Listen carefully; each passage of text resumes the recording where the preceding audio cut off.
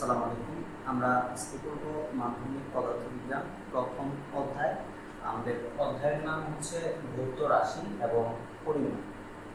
তো আমাদের এই অধ্যায়ে আলোচনা শুরু হয় জগৎ থেকে। জগৎটি আমাদের পঞ্চ ইন্দ্রিয় দ্বারা আমরা যা কিছু কল্পনা করতে পারি অথবা যা কিছু অনুভব করতে পারি, ওই জিনিসগুলোকে বলা হয় কি জগৎ। জগৎকে দুই ভাগে ভাগ করা হয়, একটা হচ্ছে ভৌত জগৎ, যে জিনিসগুলো আমরা পঞ্চ ইন্দ্রিয় দিয়ে স্পর্শ করতে পারি বা অনুভব করতে পারি, আর একটা হচ্ছে মনোজগৎ, যেটা হচ্ছে আমাদের কল্পনা। আচ্ছা, এরপর হচ্ছে পদার্থবিজ্ঞান।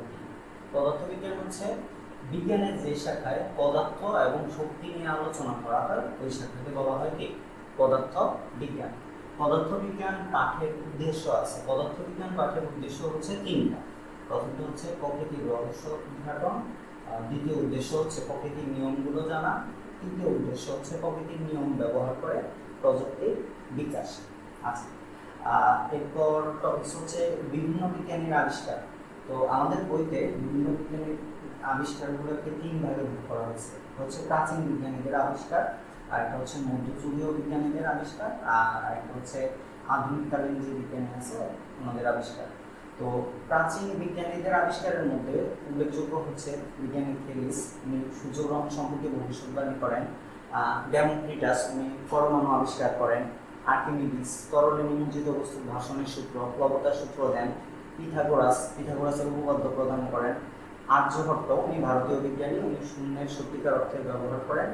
আর আরেকটা আছে ইরাটোস্থিনিস, উনি প্রথম পৃথিবীর ব্যাসার্ধ পরিমাপ করেন। আচ্ছা, এরপর মধ্যযুগীয় যেসব বিজ্ঞানী আছে ওনাদের মধ্যে উল্লেখযোগ্য হচ্ছে আল-খোয়ারিজমি, উনি বীজগণিতের জনক। আল-মাসুদি, উনি উইন্ডমিলের ধারণা প্রদান করেন। ইবনে আল-হাইয়াম, উনি আলোক বিজ্ঞানের স্থপতি। উমর খৈয়াম, উনি উঁচু মাপের গণিতবিদ, জ্যোতির্বিদ এবং দার্শনিক।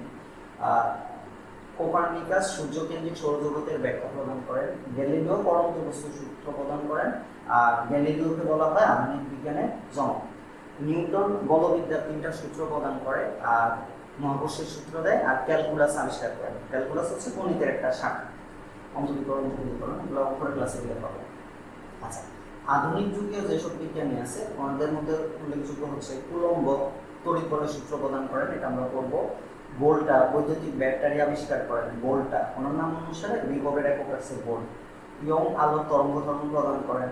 থমসন ইলেকট্রন আবিষ্কার করেন। প্রফেসর সত্যেন্দ্রনাথ বসু, উনি হচ্ছে বিকিরণ সংক্রান্ত কোয়ান্টাম তত্ত্বের ব্যাখ্যা প্রদান করেন। সত্যেন্দ্রনাথ বসু ঢাকা বিশ্ববিদ্যালয়ের প্রফেসর ছিল। ডিরাক প্রতিকণার অস্তিত্ব ঘোষণা করেন। ব্যাকেরেল তেজস্ক্রিয়তা আবিষ্কার করেন। পিয়ারে এবং মেরি কুরি রেডিয়াম আবিষ্কার করেন। আচ্ছা, এরপর আইনস্টাইন আছে, আপেক্ষিক তত্ত্ব প্রদান করে। ই সমান এমসি স্কয়ারের সূত্র অবশ্যই সবাই দেখছো, ওটা আবিষ্কার করেন। আর রনটজেন এক্স রে আবিষ্কার করেন। আচ্ছা, এখানে আরেকটা বিষয় মনে রাখা লাগবে, আমাদের প্রায় সময় কোশ্চেনটা আসে সূর্যকেন্দ্রিক সৌরজগৎ, মানে সৌরজগতের কেন্দ্রে হচ্ছে সূর্য, সূর্যের চারপাশে গ্রহগুলা ঘুরতেছে। তো এই জিনিসটার ধারণা দেন আরিস্টারাক্স, ব্যাখ্যা দেন কোপার্নিকাস, আর এটার প্রবক্তা হচ্ছে গ্যালিলিও, সূর্যকেন্দ্রিক সৌরজগতে। আচ্ছা, তো আমরা এই অনুশীলনের 1.1 চলে আসছি। এখানে আমাদের অনেকগুলো এমসিকিউ আছে, আমরা এমসিকিউ গুলো দেখি। প্রথম এমসিকিউ যেটা, বর্তমানে বাদ্যযন্ত্র ও সঙ্গীত বিষয়ক যে স্কেল রয়েছে সেটি কোন বিজ্ঞানীর অনুসন্ধানের আংশিক অবদান? আচ্ছা, বাদ্যযন্ত্র সঙ্গীত বিষয়ক যে স্কেল রয়েছে ওটা হচ্ছে বিজ্ঞানী পিথাগোরাসের অবদান। পিথাগোরাস কি করছেন, তোমার কম্পমান তারের উপর মৌলিক কাজ ছিল, মানে এক তারা দো তারা, তো এই কারণে বাদ্যযন্ত্র সঙ্গীত বিষয়ক স্কেলের উপর পিথাগোরাসের অবদান রয়েছে।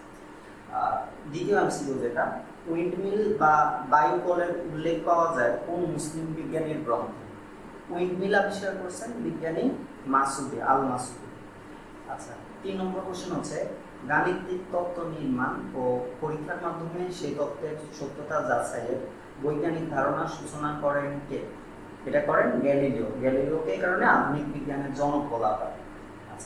4 নম্বর কোশ্চেন হচ্ছে, আধুনিক বৈজ্ঞানিক পদ্ধতির প্রথম সূচনা ঘটে কার অবদানের মধ্য দিয়ে? এটাও গ্যালিলিও। গ্যালিলিও করেন আধুনিক বৈজ্ঞানিক পদ্ধতি, যেটা মানে আমরা পরীক্ষা নিরীক্ষা করে কোনো জিনিস প্রমাণ করবো, এই জিনিসটার সূচনা করেন।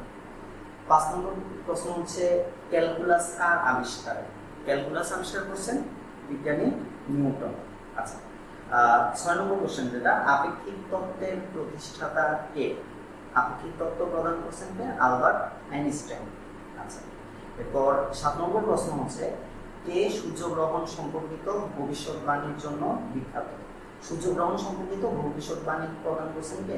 থ্যালিস। আচ্ছা, 8 নম্বর প্রশ্ন হচ্ছে, পরীক্ষামূলক বৈজ্ঞানিক পদ্ধতির প্রবক্তা কে? পরীক্ষামূলক বৈজ্ঞানিক পদ্ধতির প্রবক্তা হচ্ছে রজার বেকন।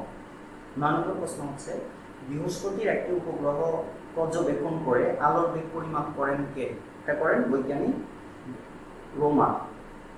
10 নম্বর প্রশ্ন হচ্ছে, দুজন বিজ্ঞানী আবিষ্কার করেন যে নিউক্লিয়াস সংযোগ করে।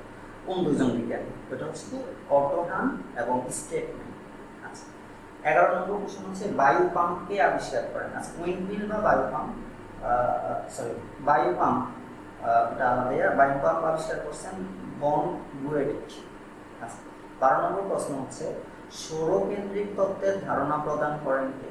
মানে পৃথিবীর কেন্দ্র হচ্ছে সূর্য, এটা ধারণা প্রদান করছে কোপার্নিকাস। 13 নম্বর প্রশ্ন যেটা এখানে, স্মরণ, গতি, ত্বরণ, সময় ইত্যাদি সংজ্ঞা প্রদান করেন কে? সেগুলার সংজ্ঞা প্রদান করছেন তোমার গ্যালিলিও। আচ্ছা, 14 নম্বর প্রশ্ন হচ্ছে, গ্যালিলিও তার স্থিতিবিদ্যায় স্থান ও কালকে ব্যবহার করেন কোন সূত্রে? এটা কি গতি এবং ত্বরণের সূত্র।